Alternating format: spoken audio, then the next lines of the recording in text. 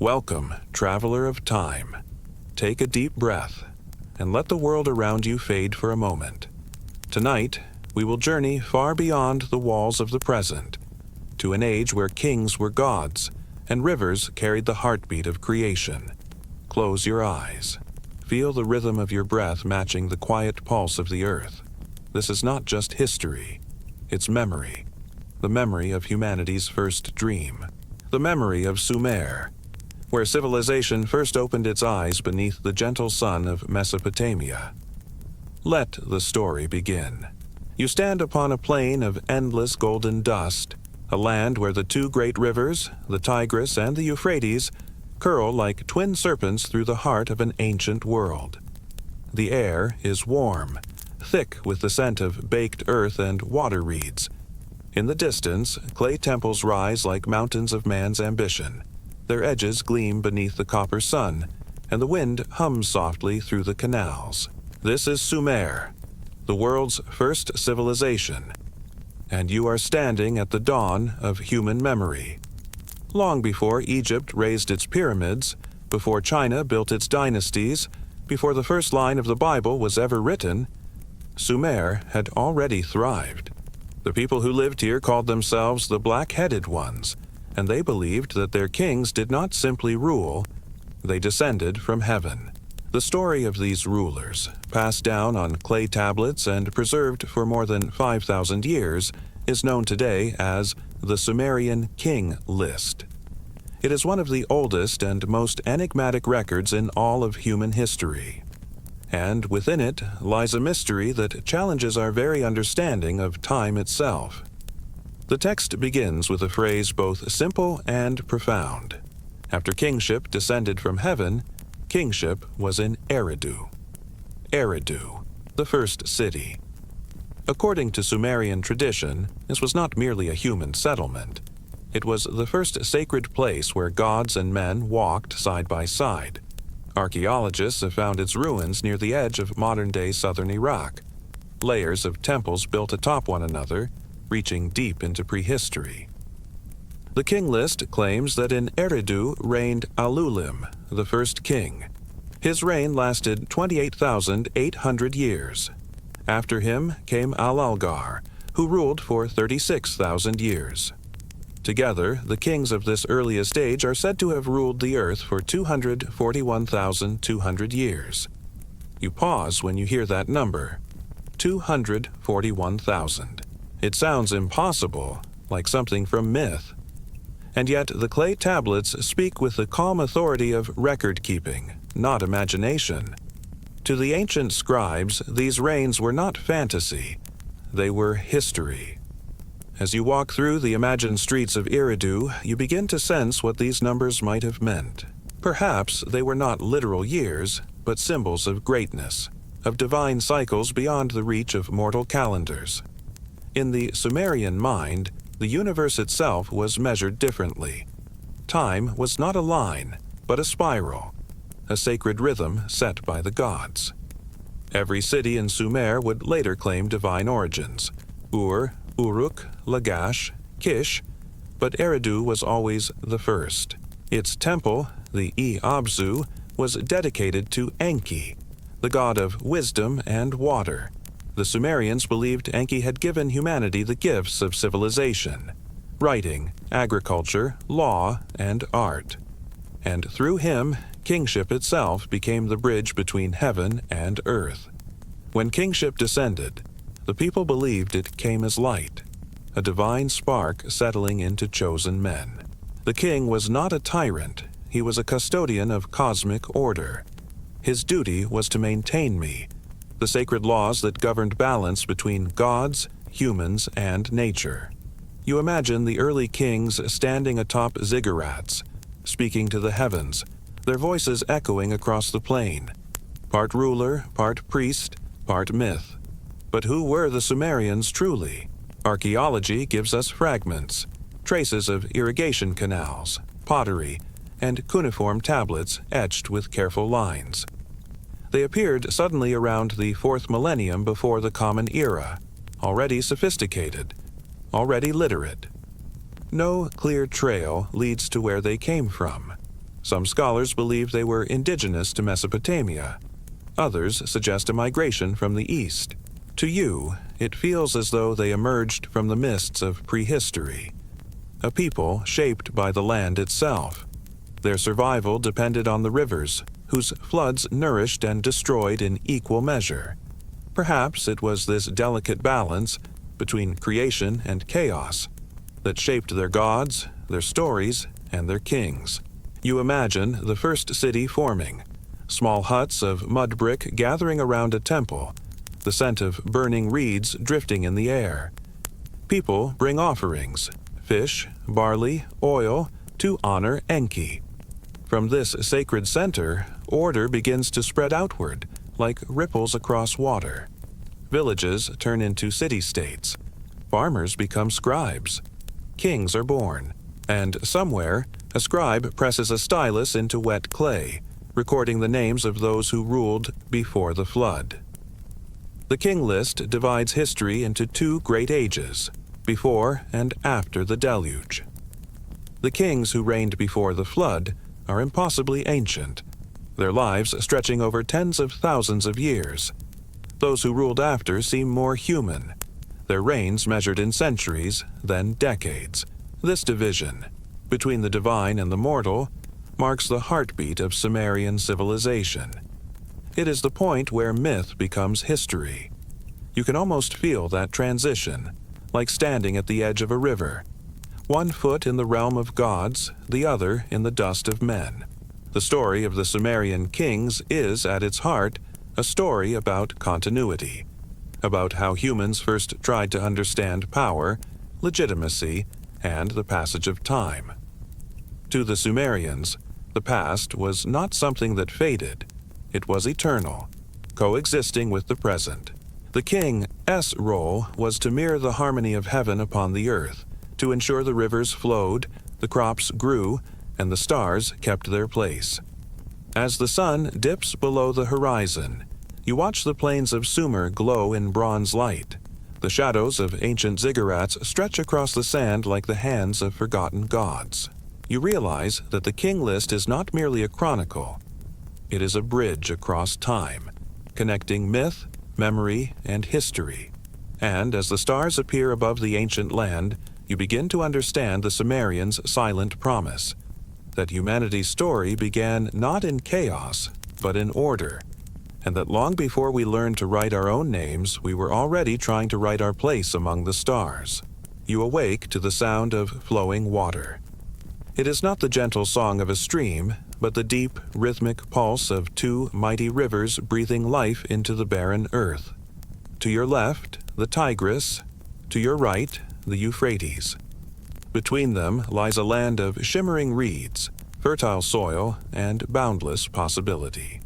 This is the land the ancients called Ki-en-Gir, the land of the noble lords. You know it by another name, Sumer. It is here in this low plain of southern Mesopotamia that humanity first learned what it meant to build a world. At first, there is only survival. The people of this place are wanderers, fishers, herders, and gatherers, living at the mercy of the floodwaters. But the rivers bring more than destruction. They bring life. The floods leave behind black, fertile silt, perfect for planting grain. You see them begin to dig canals, their hands carving paths for the water to follow. Mud becomes walls, walls become homes, and the first villages rise like islands in a sea of green. In this moment, something extraordinary happens. Humanity stops moving and begins to build. You walk among the first settlers. They are quiet, focused, their faces bronzed by the sun. Their language is strange and musical, not yet like anything spoken in later times. They speak to the earth, to the sky, and to the unseen spirits that dwell in the rivers. These early Sumerians do not yet know kings or kingdoms. They know balance, between labor and harvest, between storm and drought, between the human and the divine. But balance demands order. And so, from the heart of each settlement, a sacred center rises, a temple built of sun-dried brick. This temple is more than a place of worship. It is the heartbeat of the community, the granary, the school, the storehouse, the courthouse, the soul of the city. At its summit, priests stand in white robes, raising their hands toward the stars. They call to the gods of the sky and the deep, to Enlil, Lord of the winds, and to Enki, Lord of wisdom. They ask not for wealth or conquest, but for harmony, for the floods to come when needed, and to retreat when the time is right. You pause at one such temple, the Abzu of Eridu, the house of the watery deep. Inside, the air smells of oil and baked clay. A priestess offers incense beside a pool of clear water. She tells you that this place was founded by the god Enki himself, the bringer of wisdom, who rose from the cosmic ocean to teach humankind how to live. She gestures toward a carved tablet, and you recognize the pattern of lines and wedges. Cuneiform, the world's first written language. With these symbols, the Sumerians begin to capture what no people had done before: time, trade, prayer, law, and history itself. You watch as a scribe carefully presses his stylus into soft clay, recording the count of barley, the names of merchants, the flow of water through the canals. In this act, civilization is born. Archaeologists will one day uncover these tablets by the thousands, preserved by accident, frozen in the clay for over 5 millennia. From them, we will learn that the Sumerians were not merely survivors of their landscape, but its masters.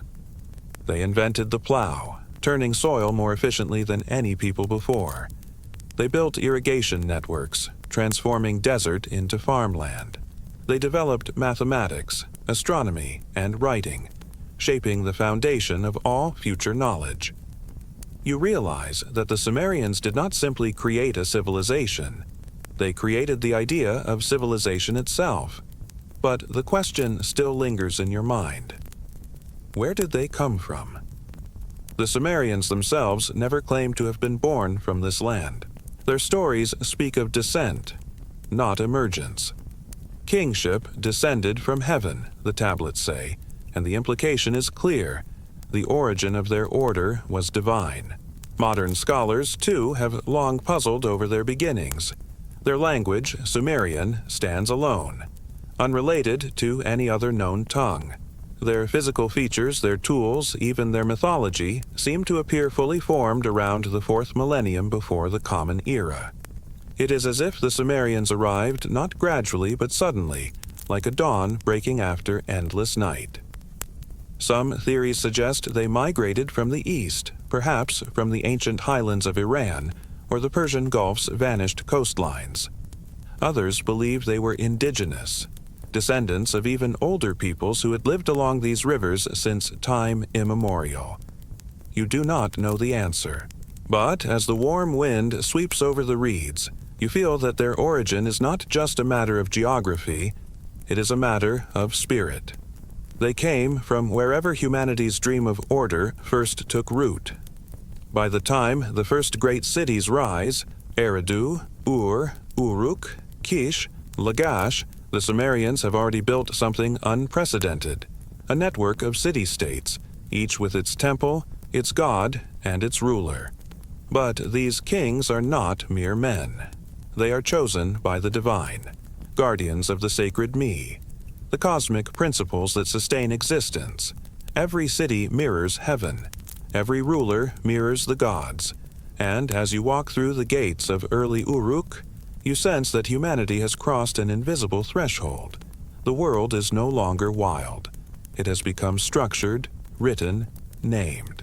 You can almost hear the hum of civilization itself, the rhythm of the potter's wheel, the rustle of papyrus, the steady beat of hammers shaping copper into tools.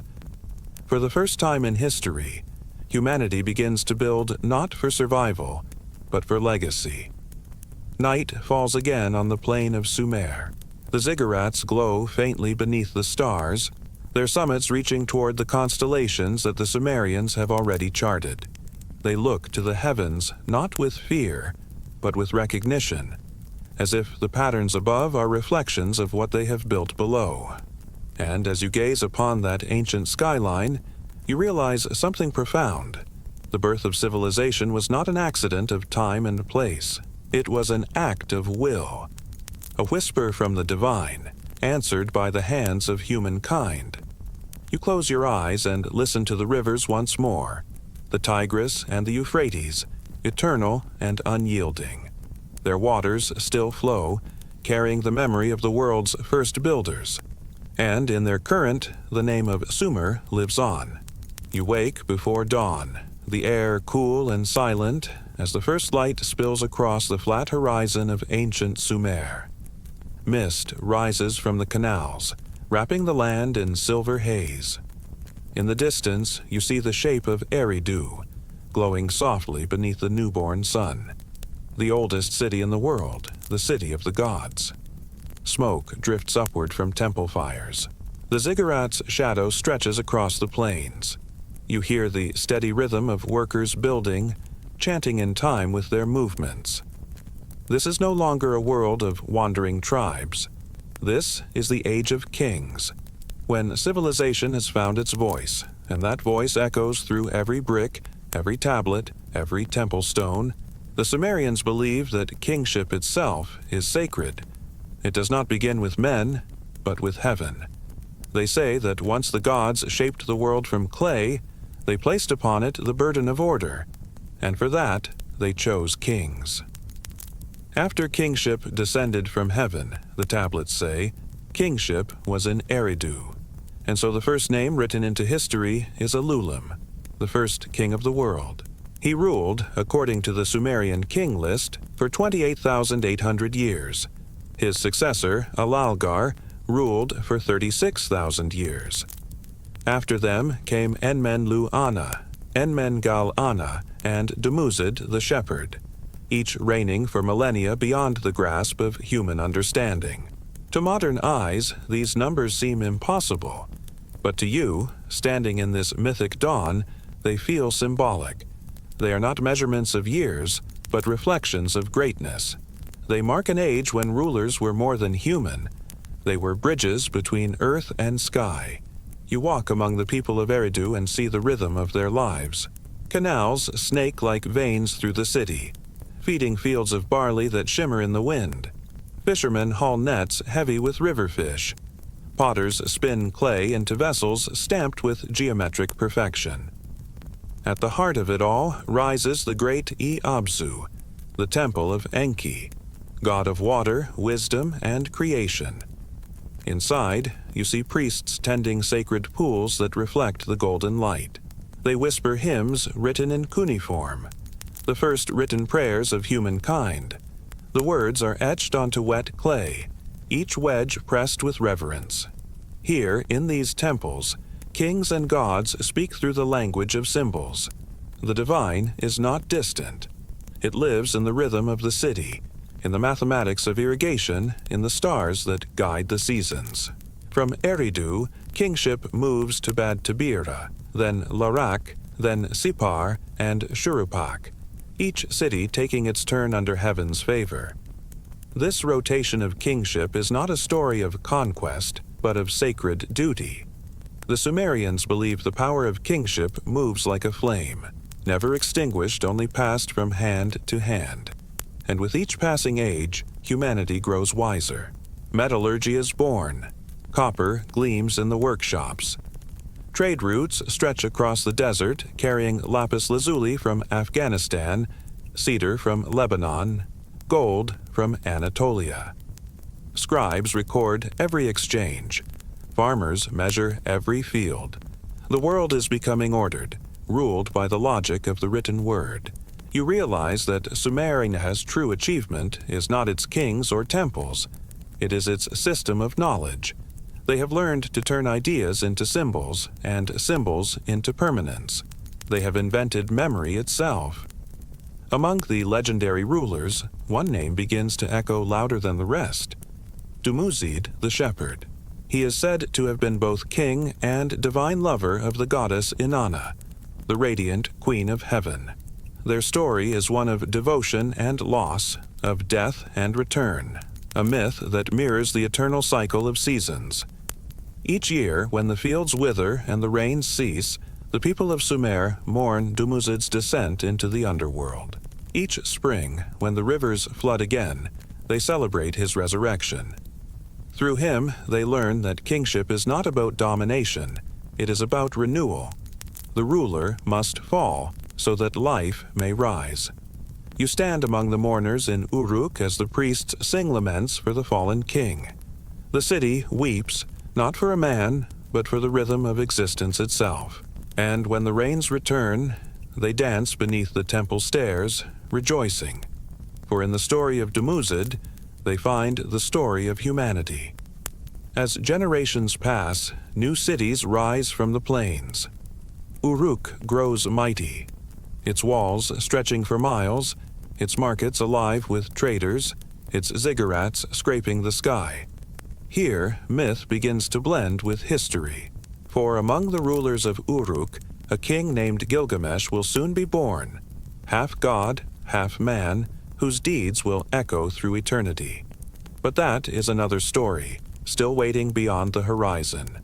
For now, you stand in the Golden Age, when the land of Sumer glows with divine order. The stars above reflect the lights of the cities below, each mirroring the heavens in shape and spirit. Sumer has become more than a civilization. It has become a cosmos, a living pattern of earth, sky, and human will. You walk along the city walls at dusk. The air is heavy with incense and song. You pass scribes etching tablets by torchlight, recording harvests, rituals, dreams. You pass children learning the first written words. You pass merchants counting silver and astronomers charting constellations. Every act, from a king alias decree to a farmer alias seed, is part of a single harmony. And you realize as the moon rises over the ziggurat that this is humanity's first great experiment, to bring the divine down to earth and shape it with their own hands. The Sumerians will not live forever, but their vision will. In the architecture of their temples, in the logic of their writing, in the pulse of their stories, you see the blueprint of all civilization to come. The age of great kings may one day fade, but the spirit of Sumer, the belief that humanity can reflect heaven, will live on as long as the rivers still remember their names. You hear it before you see it, the sound of the wind sweeping across the plains, carrying with it a low, uneasy hum. The canals that once shimmered under the sun now run shallow. The air feels heavier, the ground cracked with thirst. You stand in the heart of Sumer, the cradle of civilization, and for the first time, it trembles. The ziggurats still reach toward heaven, and the priests still sing to the gods, but something in the rhythm of the land has changed. The floods, once predictable, now come too late or too soon. The river's gift of life begins to waver, and with it, the faith of men begins to bend. You walk through the city of Uruk, now vast and powerful. Merchants argue in the marketplace. Priests debate omens. Scribes fill tablets with signs of warning. The people whisper of strange patterns in the stars, eclipses, comets, constellations out of season. To the Sumerians, such changes are not coincidences. They are messages, the heavens speaking through chaos. When the balance between gods and men falters, the world itself reacts. You recall the words carved on an old tablet. If the rivers rebel, it is because men have forgotten the laws of heaven. Perhaps it is true. Perhaps the harmony that once bound kings and gods has begun to fray. In Eridu, the sacred city of beginnings, the temple of Enki stands half empty. The old priests speak of neglect, of kings who seek glory more than wisdom. The new rulers are ambitious. They build higher, dig deeper, expand farther. What began as divine stewardship has turned into rivalry. Each city, Ur, Uruk, Lagash, Kish, now competes for dominance. Their kings, once chosen to guard balance, begin to guard power instead. Trade turns into taxation, diplomacy into control. The flame of kingship still burns, but it flickers with pride. You stand beside a young ruler of Lagash. He looks across his city, proud and restless. "Why should the gods favor Uruk alone?" he asks. "Has not Enlil given me strength?" His words are not blasphemy. They are ambition. Yet in them, you sense the seed of turmoil. When every king believes himself divine, the order of heaven begins to divide. The Sumerians will not yet fight open wars, but competition will carve invisible walls between them, boundaries of pride, of belief, of wealth. And as the human heart grows louder, the voice of the divine begins to fade.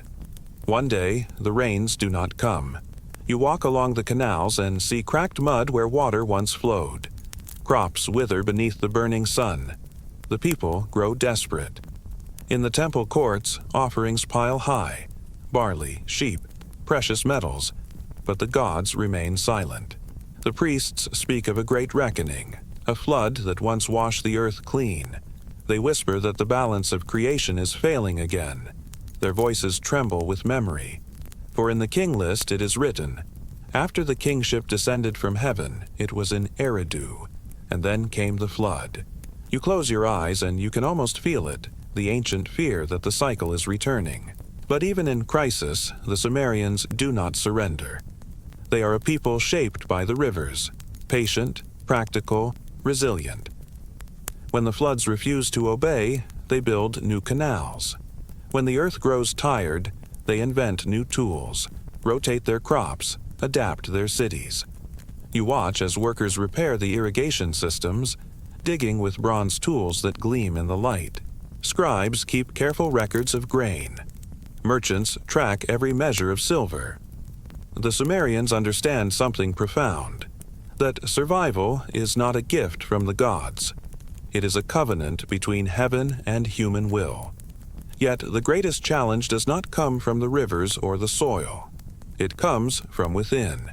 As cities grow richer, their kings begin to claim divine titles for themselves. In Uruk, a ruler sits upon a throne of gold, surrounded by priests who call him the Shining One. In Kish, another king declares his reign eternal. Power, once seen as stewardship, begins to harden into ownership. You sense that the age of pure kingship, when rulers were bridges between worlds, is ending. The divine light that once descended from heaven now flickers behind walls of ambition. Still, not all is lost. In Shurupak, an old sage named Ziusudra continues to teach the sacred ways. He reminds his people that wisdom, not wealth, sustains civilization. It is said that one night he dreams of a coming flood, and of the gods whispering, "Preserve life." His story, whispered through time, will one day become legend, the tale of a man who built an ark before the waters came. For now, his warnings are only murmurs carried on the wind. You walk once more along the edge of the Euphrates. The sun burns low, casting the land in copper and gold. You see both greatness and fragility, ziggurats touching the sky, and fields cracked beneath them. You realize that Sumer's challenge is not its enemies or its nature, but its own success. They have built so much, so fast, that they now stand on the edge of what no civilization has yet faced, the weight of their own creation. Night falls again. You look up at the constellations the Sumerians have named: the Bull of Heaven, the Great Twins, the Lion. They still shine with the same calm light, indifferent to the chaos below. You understand then what the Sumerians learned long ago, that every golden age carries within it the shadow of its end. And yet, within that shadow, there is also wisdom, the realization that order must be renewed, not inherited. As you walk through the sleeping city, you hear the soft echo of the temple drums. They do not sound like mourning. They sound like resilience, like the heartbeat of a civilization refusing to fade. The night has passed, and the dawn over Sumer feels different. The air is lighter, touched not by divine breath but by human ambition. The ziggurats still rise, the temples still echo with hymns, yet the voice that fills them now is not entirely for the gods. It is for the kings. You walk through Ur, the shining city by the river, where a new ruler has claimed the throne. His name is Ur-Nanshe, son of a line that no longer speaks only of heaven, but of legacy. He wears the royal robe, his crown glinting with lapis lazuli, not as a servant of the gods, but as one who believes himself chosen by destiny. You can sense the shift in the air, a quiet rebellion wrapped in reverence. Kingship, once a divine burden, is becoming a human art. In the temples, priests still chant the names of Enlil, Inanna, and Enki, but the people chant something else, the name of their ruler. They call him the strong shepherd, the builder of walls, the protector of the people. For the first time, devotion and leadership are not the same thing. The gods inspire, the kings command. And yet, the Sumerians do not see this as defiance. To them, it is evolution, a blending of heaven and earth. The king becomes the bridge, no longer waiting for the gods to act, but acting as if the gods live through him. You follow Ur-Nanshe as he walks among his workers, not in golden sandals, but barefoot, his robe tied up for labor. He lifts a clay brick, presses it into the wall of a new temple, and says, "Let this house be built by the hands of men, for the glory of both gods and kings." It is a simple gesture, but a revolutionary one. Here, creation is shared. The divine and the human become collaborators in destiny. The people cheer. The scribes record his deeds on tablets. In that moment, kingship is reborn, no longer descending from the sky, but rising from the earth. Across Sumer, the transformation spreads like sunrise across the plains. In Lagash, rulers issue laws carved into stone, codes of justice, not just commands of faith. In Uruk, artisans create statues that no longer depict gods alone, but kings beside them. Equal in stature, equal in story. The mythic world begins to blend with the human. You see it in art, in trade, in language itself. The Sumerian word for ruler, once tied to priesthood, begins to mean something broader. One who brings order from chaos, not only by prayer, but by action. But with power comes burden. The kings must now answer not only to heaven, but to their people. If the floods return, if famine strikes, if war begins, no longer will the gods alone be blamed. The king is accountable, and that responsibility carves both greatness and sorrow into their legacy. You walk through the city archives, the cool air thick with the scent of clay. Tablet upon tablet, the scribes record not just victories but struggles, decrees on land, labor, and law. The birth of bureaucracy, the first great invention of organized leadership. The Sumerians, for all their mysticism, understand something deeply modern. Power must be written, measured, preserved, or it will be lost to time. You journey east to Kish, where a ruler named Etana claims to have ascended to heaven on the back of an eagle. Whether myth or metaphor, his tale spreads like fire through Sumer. It becomes the story of ambition, of a man who sought divine wisdom not to serve, but to understand. And in that story, you see the heart of the transformation. Man no longer kneels before heaven. He seeks to meet it. Yet, with every rise comes a shadow. The cities of Sumer grow more powerful, and so too do their rivalries. Kings who once united to honor the gods now build armies to defend their pride. Walls grow higher. Boundaries harden. In Umma and Lagash, disputes over fertile land turn into bloodshed. The first recorded wars in human history are fought not for survival, but for territory and power. And though the tablets call them righteous battles, you can feel the tremor of change beneath those words. For when men claim divine right for their own ambition, heaven watches in silence. One evening, you stand upon the walls of Ur, the sky burning red with sunset. Below, workers drag heavy stones for a new ziggurat, taller, grander, reaching closer to the heavens than any before. The king's voice echoes across the city.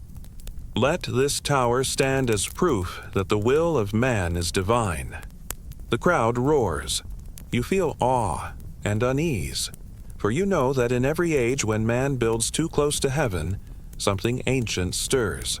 But this time, there is no punishment, no flood, no divine wrath, only the whisper of inevitability, that what has begun in Sumer will echo through all civilizations to come. Egypt, Akkad, Babylon, Assyria, they will all rise from this foundation. As the stars emerge, you sit by the river and reflect. You realize that Sumer's legacy is not only in its temples or its gods, but in its courage to change, to move from faith to reason, from prayer to policy, from divine rule to human responsibility. The transformation is not betrayal, it is evolution. The gods have not vanished, they have moved inward, into the hearts and hands of men. And you, standing there beneath the quiet stars, understand what the Sumerians discovered before any other people.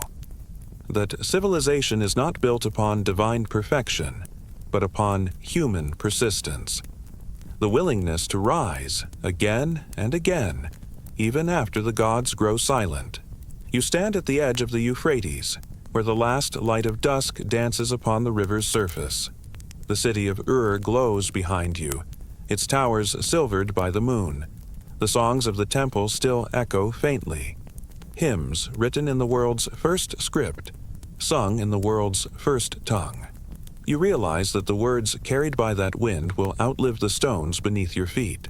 For the Sumerians, more than any other people before them, have discovered something divine within the human voice, the power to preserve memory. Centuries have passed since the first kings descended from heaven, and yet their legacy flows like water through time. You see it in every clay tablet stacked within the libraries of Sumer, laws, poems, prayers, calculations, and trade ledgers. Each one is a fragment of something eternal. Knowledge. You reach out and trace a wedge-shaped symbol pressed into wet clay. Cuneiform, they call it. It is not art nor spell, but something far more revolutionary. Writing. And with writing, mankind has achieved immortality. You travel north to Akkad, where a young ruler named Sargon has risen from humble birth. He is not Sumerian by blood, yet he carries Sumer in his mind. He learns their script, their laws, their language. He builds upon their cities, unites their regions, and calls himself king of the 4 quarters of the world. Under Sargon, the Sumerian dream expands into empire, and you realize that influence can outlive identity. Though the cities of Sumer fade, their ideas become the architecture of power itself.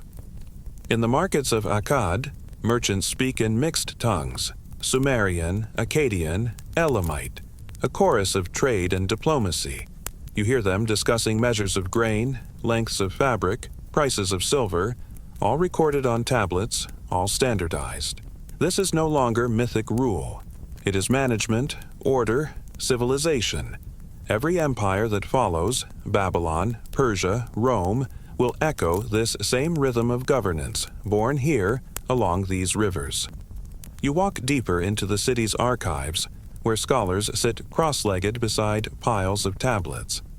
Their styluses scratch endlessly, recording everything from celestial movements to flood levels. You realize that the Sumerians' curiosity has become a science. Their questions about stars, numbers, and fate are the same ones humanity still asks. A priest turns to you and says softly, "The gods write their will in the heavens. We merely learn to read it." You glance up. The stars above form shapes that seem almost deliberate. The Sumerians mapped them first, giving rise to constellations, calendars, and time itself. The hour, the day, the week, all born here, carved in clay and sky. Every modern clock still ticks in the rhythm of Sumer. Travel farther west and you will find echoes of their gods. Inanna becomes Ishtar. Enki becomes Ea. Utu becomes Shamash. Different names, same spirit. Their myths ripple across centuries, translated and retold, from Babylon S. Enuma Elish to the stories of Abraham S. birthplace in Ur. Even the tale of a flood that once washed the world clean, That story, too, began here. You realize that Sumer's greatest creation was not only its technology or trade, but its storytelling. Through myth, the Sumerians taught that every age begins in chaos and ends in order, and that order must always be renewed by wisdom, justice, and humility. Their stories were not meant to entertain, they were meant to remind. You walk again along the riverbanks, and for a moment you imagine the faces of those who lived here. Farmers bending to plant barley, scribes scratching laws under the light of an oil lamp, children chasing the reflection of the ziggurat in the water. They are gone, yet not lost. For every act they recorded, every name they wrote, still breathes in the tablets you hold. Beyond Mesopotamia, their influence crosses mountains and deserts. In Egypt, the pharaohs build temples aligned with the stars, guided by astronomical knowledge first measured in Sumer. In India, the seals of the Indus Valley bear traces of symbols that may have been inspired by Sumerian trade. In Greece, philosophers speak of order emerging from chaos, echoing the same principle first written in the Sumerian creation myths. You begin to understand that civilization itself, writing, city planning, law, mathematics, literature, is not merely a human invention. It is a Sumerian inheritance. But even as their ideas spread, their homeland begins to fade. The rivers shift. The soil grows tired. Trade routes change. Empires rise elsewhere. Sumer becomes a whisper in the sand, a name remembered only by priests and poets. And yet, centuries later, when archaeologists dig beneath the desert, they will find your footprints. They will uncover your temples, your tablets, your statues, and they will speak your language once more. The Sumerians will live again, through discovery. You stand before one of those rediscovered tablets, its surface cracked yet intact. You read the final line of a hymn, written 5,000 years before your time. The kings have gone, but their words remain. It is a message across millennia, meant for you. The Sumerians may have ruled for hundreds of thousands of years in legend, but in truth they still rule, not by sword or law, but by memory. Their inventions pulse in every written word, every city built upon order, every dream of reaching for the heavens. As the night deepens, you close your eyes and listen. The whisper of the Tigris blends with the rhythm of your heartbeat. It feels ancient, familiar, eternal, like the echo of humanity itself. And in that sound you understand the final truth of Sumer's legacy. Civilization did not simply begin in this land. It began because of it. The Sumerians taught the world not just how to build cities, but how to remember, record, and reflect. And in remembering them, we remember ourselves. You awaken to a strange silence. The markets are still, the temples quiet, the wind heavy with dust. Once, the cities of Sumer were alive with music, prayers, and the chatter of trade. But now, the streets of Ur, Lagash, and Eridu stand hollow. Their ziggurats still pierce the sky, yet their glory has faded into memory. The age of the gods and kings has grown old. You walk through the city gates, past walls that once gleamed with copper and gold. They are cracked now, worn by centuries of sun and flood. You trace your fingers along the bricks, still warm, still whispering. The same clay that once carried the words of creation now bears the story of decline. At first, the fall was not sudden. It began with the rivers, those same rivers that once gave life to Sumer's fields. The Euphrates and Tigris began to shift their paths, cutting new channels and abandoning old ones. Irrigation canals, once veins of abundance, turned to channels of salt. The soil hardened, the crops failed, and the land that had birthed civilization began to turn against it. You stand by the water, edge, and see the reflection of withered reeds where barley once waved. The farmers curse softly, their oxen sink in mud. Even the gods seem silent. For the first time, Sumer's greatest enemy is not war, but the slow betrayal of nature. Yet nature was not the only force closing in. From the north, the Gutians, mountain tribes, descend upon the plains. They do not build or write, they raid. They move like shadows through the valleys, and Sumer's weakened cities cannot resist. You watch from the walls as smoke rises in the distance. Kish burns, then Lagash. The Sumerians, once masters of order, now scatter before chaos. The kings still issue decrees, the priests still pray, but their words hold no power against hunger and fear. In the palace of Uruk, an old scholar named Shusin sits beside you. His beard is white, his eyes weary. He runs his hands over a cracked tablet and whispers, "Once, our kings ruled for hundreds of years. Now they struggle to rule for 20. His voice trembles, but there is no bitterness, only sorrow. The gods who once walked beside men have grown distant, and men must now stand alone. The mythic age fades, replaced by the slow weight of history. But even in decay, Sumer resists oblivion. In Ur, a king named Ur-Nammu rises and tries to restore order. He builds new walls, enforces laws, and revives the worship of ancient gods.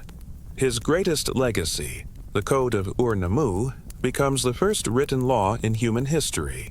It speaks not of divine will, but of justice among men. It declares, if a man commits a wrong, let him repay. If a man harms another, let him restore. You realize that even as the kingdom crumbles, wisdom deepens. Perhaps this is how civilizations truly die, not in silence, but in transformation. Still, the cracks widen, the canals dry. The merchants leave. The Gutians are replaced by new conquerors, the Akkadians, then the Elamites, each taking pieces of Sumer's glory. Every invasion brings not only destruction, but absorption. The conquerors learn the Sumerian tongue, copy their laws, adopt their gods. Sumer does not vanish. It becomes part of them. And yet, for those who remain in the land, the sorrow is real. You see a poet by the ruins of a ziggurat, writing by the light of an oil lamp. His words tremble with grief. The great city has fallen. Its walls are dust, the temple is empty, and the gods have gone to the mountain. He does not know that his lament will be read thousands of years later, that his sadness will become the oldest recorded poem in the world. The years pass. The Sumerians grow fewer, their language fading into that of Akkad. Soon, even the scribes must translate their own ancestors' words to understand them. You sit beside one of them as he copies an ancient hymn into Akkadian, murmuring, "The words are old, but their meaning is eternal." You feel the weight of time settle over the land like dust. What was once the heart of the world now beats faintly beneath foreign tongues. And then comes the final silence. The last Sumerian kings are gone, the temples close, the cities sink into the sands, the winds bury what remains, bricks, bones, and the memory of an age that lasted longer than any to come. Yet even as the desert swallows Sumer, its pulse continues elsewhere. The Akkadians, the Babylonians, the Persians, they will all carry pieces of its soul. The Sumerians' gods will wear new names, their laws new forms, their words new shapes. Civilization itself will move on, but never forget its first teacher. You stand one final time at the ruins of Eridu, the oldest city of all. The horizon glows gold, the air heavy with the scent of dust and salt. You imagine the first king, Alulim, standing where you stand now, and you realize how perfectly the circle has closed. From heaven to earth, from divine rule to human struggle, the story of Sumer was always about one thing: the rise and fall of order. The gods may have descended, but it was humans who built. And when the gods departed, it was humans who endured. You pick up a fragment of clay from the ground. It bears the faint mark of a cuneiform sign. A single word remains visible: life. You smile. For even in ruin, Sumer still speaks. You stand alone amid the ruins of Eridu, where it all began. The wind hums softly through broken stones. The sun paints the desert in shades of gold and sorrow. No kings remain, no temples gleam, no prayers rise. And yet, in the silence, there is a heartbeat. Faint, patient, eternal. It is the sound of civilization remembering its first breath. You close your eyes and listen. The earth beneath your feet remembers the weight of 1,000 kings. The air carries the whispers of scribes, poets, and dreamers who once believed that the divine and the human could meet halfway. In that moment, you realize that Sumer has never truly died. It simply changed form, from clay to memory, from empire to idea. You begin to walk. Each step stirs the dust of millennia. Here, a fragment of pottery bears the trace of an artisan's hand. There, a piece of tablet holds the mark of a stylus pressed by a steady scribe. They are tiny, fragile things, yet together they hold the entire weight of human history. Because Sumer was not just a place, it was the first question humanity ever asked itself. Who are we, and what can we become? You remember the ancient kings whose reigns lasted tens of thousands of years. Legends, yes, but also metaphors. They represented the timelessness of human ambition, the dream that power could last forever. But now, looking at the ruins, you understand a deeper truth. No kingdom, no matter how divine, escapes time. Even the gods eventually move aside for men to write their own story. And yet, perhaps that was always the plan. You walk past the shadow of a ziggurat, its steps now broken and half buried in sand. Now, it is a monument to something else. Not divine glory, but human perseverance. The stones whisper, "We tried, we reached, we learned." Every civilization that followed would repeat this pattern, building upward, seeking meaning, finding limits, and beginning again. Egypt would raise its pyramids. Babylon would stretch its walls toward the stars. Rome would echo their order and law. And far into the future, towers of glass and steel would rise in cities whose architects have never heard the word Sumer, yet still carry its spirit. You kneel by a tablet cracked in half, the wedge-shaped script, faint but visible. A prayer is etched there, not to a god, but to wisdom itself. Let the one who reads this remember that we built and loved and sought to know. You trace the line with your fingers and realize what makes the Sumerians immortal. They were the first to write their hearts into the earth. Before them, life vanished when memory did. After them, nothing would ever be forgotten again. Writing, that humble invention of pressed clay, became humanity's first shield against oblivion. It turned memory into history, and history into legacy. You rise and look toward the horizon, imagining what once was. Fields of barley shining like rivers of gold, cities humming with trade and laughter, priests watching the stars from the temple tops. They are gone, and yet their reflections remain in every calendar, every alphabet, every law. Even your words now, spoken or written, descend from theirs. It is humbling to realize that 5,000 years separate you from them, and yet you still live in the world they dreamed into being. Every time you tell a story, measure an hour, or build a city, you speak the language of Sumer. You walk further, and the wind begins to carry faint echoes, voices ancient and layered, rising like a chorus. They sound like memories, half-remembered and eternal. You hear the voice of Alulim, the first king. From heaven we came to rule with wisdom. Then Urukagina, whispering, "Let justice be for the weak as well as the strong." Then Enheduanna, the first poet, "May words shape the heart as the moon shapes the tide." Each voice joins the next until they form a single sound, the song of civilization itself. And you understand. Sumer's true legacy is not its power, but its humanity. You sit upon a fallen stone, watching the sun sink behind the horizon. The world has changed beyond what the Sumerians could ever imagine. yet their questions remain ours. How do we create order from chaos? How do we balance power with compassion? How do we remember who we are when everything around us changes? The answers may have evolved, but the questions endure.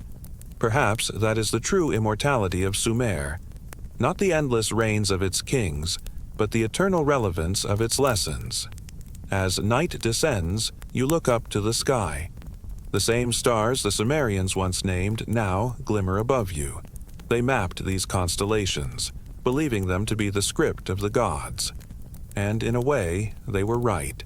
For the heavens still write stories, and humanity still reads them. You smile.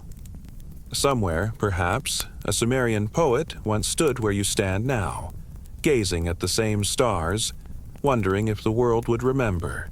And you, thousands of years later, are their answer. You take one last look at Eridu. The wind carries away your footprints just as it once carried theirs. But you are not sad, because the beauty of Sumer was never in its permanence, but in its beginning. It showed humanity how to build, how to think, how to dream. It proved that the desire to create order from chaos, to leave something meaningful behind, is what makes us truly human. And as you walk away, you whisper softly into the wind, "We remember." The wind carries your words across the ancient plain, over the rivers, through the sands of time, and somewhere, deep beneath the earth, Sumer listens. And now, the echoes of ancient Sumer fade into silence once more. The kings have fallen, the temples have crumbled, and the rivers have changed their course, yet their spirit still drifts through the ages, touching every life, every word, every dream. As you rest tonight, remember, every city you see, every story you tell, every moment of wonder began long ago in a land between two rivers. You are part of that same story still being written beneath the stars. So breathe deeply, let the past grow quiet, and drift into peace, knowing that time remembers, and so do you. Good night, traveler of time.